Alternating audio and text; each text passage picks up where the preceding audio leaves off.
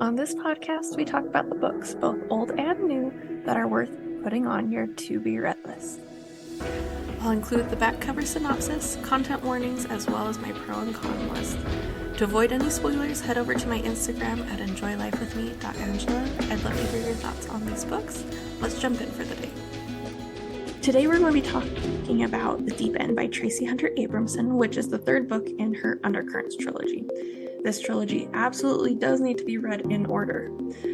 So, the back cover synopsis of book number 3 says, Matt's hands ball in frustration. He couldn't even acknowledge that he knew the dark-haired beauty down the street, much less that he was married to her.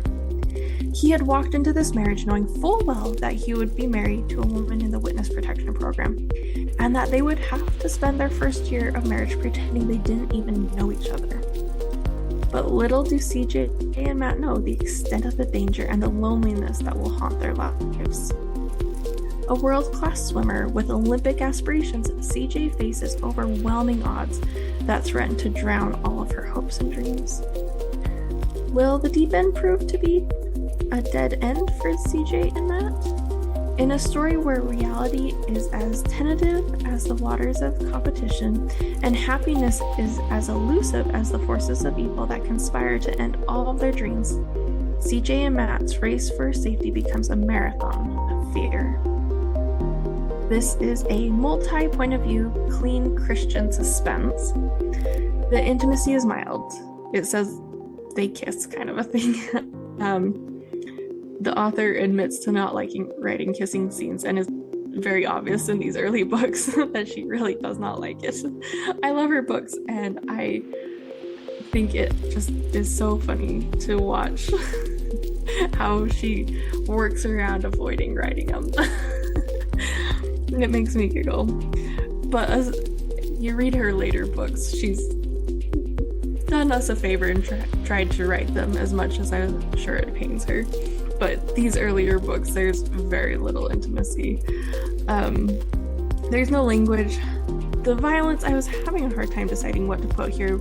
I'm going to say moderate, because there was a lot of like life in peril kind of moments, but it was very low description. So there was no gore at all. There was no, there was just nothing there. So I almost said mild because it's so low description of the violence and such, but there was a lot of it, so I'm going to say moderate. Now, as far as potential trigger warnings, really the only ones are the attempted murders, kind of the thing going after CJ, trying to end her witness. Now, the con I had with this one is the prologue.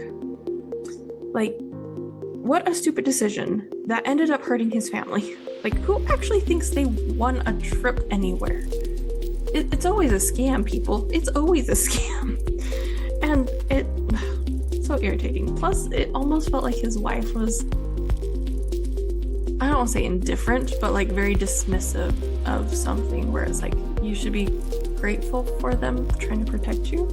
Anyways, so not a fan of that.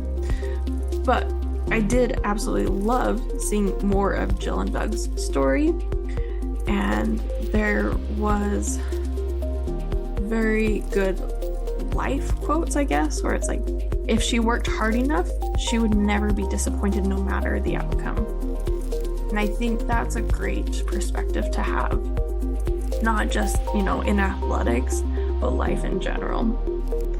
There was also a very inspiring faith journey that even when life got hard, even when they were lonely or scared or struggling to see the silver lining, they didn't doubt that Heavenly Father was there and loved them.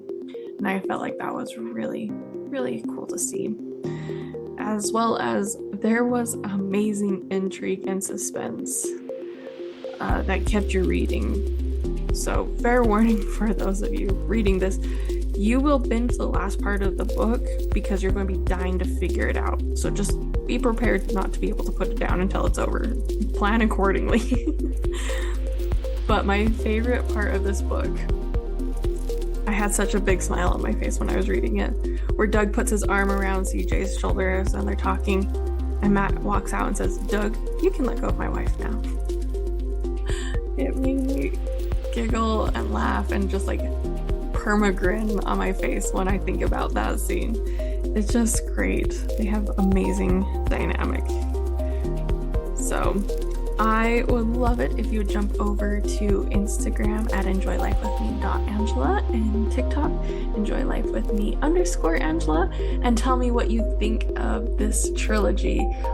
If you've read some of her later books, if you can see the difference that I can see in the writing, because the suspense and the intrigue is consistent the whole way. The only differences I see in her books are that she's done us a favor, us romance readers, a favor that we get to read her amazing suspense as well as enjoying our romance reads. Tell me what you think of these characters, because I feel like you just get to know them so well over the 3 books, and you just absolutely love them. And this is actually a reread from my teenage days, which makes me feel so old saying. But I really loved getting to see this series in a new perspective now that I'm older and married and have kids of my own versus my teenage days. It was very enjoyable to reread this, and I would love to hear your thoughts on it. So I'll talk to you guys soon. Happy reading.